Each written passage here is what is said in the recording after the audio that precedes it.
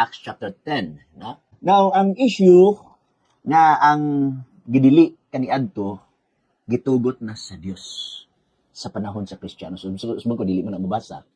Ang context sa chapter 10, naghisgot pa ni siya og baboy or naghisgot pa ni siya og mga butang gidili. The very theme sa Acts chapter 10, dili naghisgot og taon.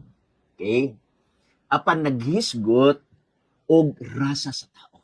Kay sa versikulo 10 igsuon, nakakita siya og panan-awon. Remember, panan-awon gani dili na siya literal nga nahitabo. Vision gani dili na siya literal nahitabo. Kung makakita kag tao diha, way unod og bukog mahikap nimo. Kita kag mananap diha, walay unod bukog makita nimo. Purely panan-awon or vision. Unya iya sa iyang ginamin mga tao. So therefore, ang mananap ginasimbolo og